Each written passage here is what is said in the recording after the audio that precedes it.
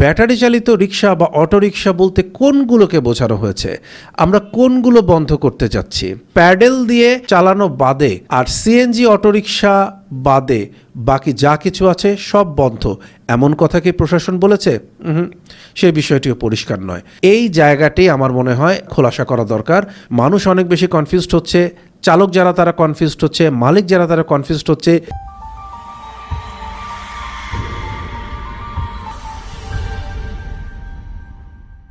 Hello, সলভি অনাবাসের পক্ষ থেকে আরও একবার স্বাগত জানাচ্ছি। কিছুদিন আগে যোগাযোগ ও সেতু মন্ত্রী ওবায়দুল কাদের তিনি বলেছেন যে ঢাকা শহর সহ বিভিন্ন যেসব শহর রয়েছে সবগুলোতেই ব্যাটারি চালিত রিক্সা বা অটোরিকশা বন্ধ করে দেয়া হবে বা বন্ধ করতে বলা হয়েছে। এটা সরকারি নির্দেশ দেওয়া হয়েছে। কোনো রকম খুব বেশি সময় না দিয়ে এ বিষয়ে যথাযথ পদক্ষেপ নিতে বলা হয়েছে, সেভাবেই কাজ করা শুরু করেছিল প্রশাসন। কিন্তু শনিবার থেকেই আমরা দেখছিলাম রাস্তার মোড়ে মোড়ে এই ব্যাটারি চালিত রিকশার চালক যারা রয়েছেন তারা বিভিন্ন রকমের গ্যাদারিং করছেন, তারা বিভিন্ন জনের সাথে কথাবার্তা বলছেন, কিছু একটা করতে চাচ্ছিলেন। তখন থেকেই ভাবছিলাম যে হয়তোবা পরিস্থিতি একটু গরম হলেও হতে পারে। সেই ঘটনাই ঘটল রবিবার এসে। রবিবার মিরপুরে বিশেষ করে কালশি এলাকা, সেই এলাকাটি আক্ষরিক অর্থেই একটা ভয়ঙ্কর রূপ নিল। আমরা দেখলাম সেখানে প্রচুর পরিমাণে লাঠি সোঁটার ব্যবহার, মানুষজন ছোটাছুটি করছে এবং সাধারণ যারা যাত্রী তারা সেখানে ঠিকমতো পৌঁছাতে পারছে না। ঘন্টার পর ঘন্টা বাস বা অন্যান্য গাড়ি সেখানে আটকে রয়েছে। বেশ কিছু গাড়ি ভাঙচুরও করা হয়েছে। পুলিশ বক্সে দাউ দাউ করে আগুন জ্বলছে। এই দৃশ্যটি আমরা বিকেলের দিকে দেখতে পেলাম। আমার মূল প্রসঙ্গ হচ্ছে, আমরা কি পরিষ্কারভাবে জানি বা গণমাধ্যম কর্মী আমরা যারা রয়েছি তারা কি এই জিনিসটা ভালোভাবে জানি কিনা, যারা প্রশাসন তারা এই বিষয়টি পরিষ্কারভাবে বলেছেন কিনা যে আসলে ব্যাটারি চালিত রিক্সা বা অটোরিকশা বলতে কোনগুলোকে বোঝানো হয়েছে, আমরা কোনগুলো বন্ধ করতে যাচ্ছি।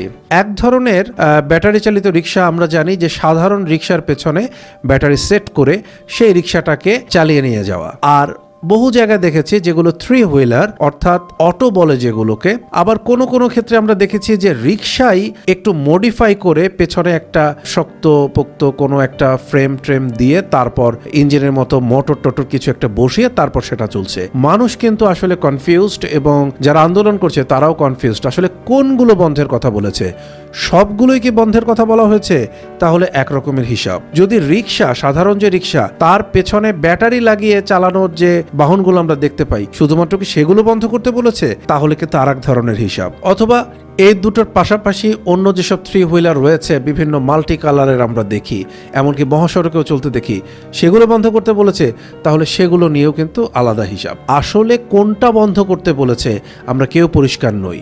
পরিষ্কারভাবে প্রশাসনের পক্ষ থেকে কিন্তু এই জিনিসটি বলা হয়নি যে অটো রিক্সা বলতে যাই বোঝানো হয় অর্থাৎ প্যাডেল দিয়ে চালানো বাদে আর সিএনজি অটোরিকশা বাদে বাকি যা কিছু আছে সব বন্ধ, এমন কথা কি প্রশাসন বলেছে? সেই বিষয়টিও পরিষ্কার নয়। এই জায়গাটি আমার মনে হয় খোলাসা করা দরকার। মানুষ অনেক বেশি কনফিউজড হচ্ছে, চালক যারা তারা কনফিউজড হচ্ছে, মালিক যারা তারা কনফিউজড হচ্ছে, এমনকি যারা আন্দোলনের জন্য মাঠে নেমেছে তারাও পরিষ্কার জানে না যে আসলে কোনগুলো বন্ধ করতে বলা হয়েছে, আমরা কি সেই বন্ধের মধ্যে কিনা। কারণ প্রশাসন মাঠ পর্যায়ে যাদেরকে নামিয়েছে তদারকির জন্য তারা কিন্তু যাদের সাথে ব্যাটারি থাকুক আর মোটর থাকুক আর যা কিছু থাকুক সব সহ সবগুলোকে ধরা হচ্ছে। অভিযোগটা কিন্তু চালকরা এমনই দিচ্ছেন। তাই এই ব্যাপারগুলো একেবারে পরিষ্কার হওয়া দরকার। আসলে আমরা বন্ধ করছি কোনটা?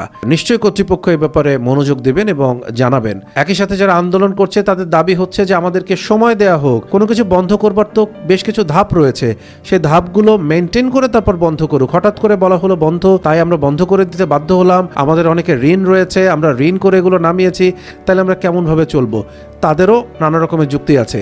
আবার এটাও ঠিক, আমরা যখন রাস্তা থেকে চলি, গাড়িতে চলি অথবা অন্যান্য বাহনে যখন চলি, তারা এমনভাবে অটোরিকশাটা চালান দেখে মনে হয় যেন তারা হেলিকপ্টার চালাচ্ছেন। তারা কারো মানা বা বাঁধন বা হর্ন কোনো কিছুই শুনতে চান না, মানতেও চান না। এই দৃশ্যও কিন্তু একেবারে কমন। বক্তব্য দুদিকেই আছে, কিন্তু সেই বক্তব্যের সবার আগে পরিষ্কার হওয়া দরকার আমরা কোন বাহনটি বন্ধ করছি। আমার মনে হচ্ছে এই জায়গাটায় একটা বড় ধরনের ধোঁয়াশা থেকে যাচ্ছে। নিশ্চয়ই কর্তৃপক্ষ এবং প্রশাসন এই জায়গাটি খুব দ্রুত পরিষ্কার করবেন। ভালো থাকেন সবাই, জানাবেন আপনাদের মতামত।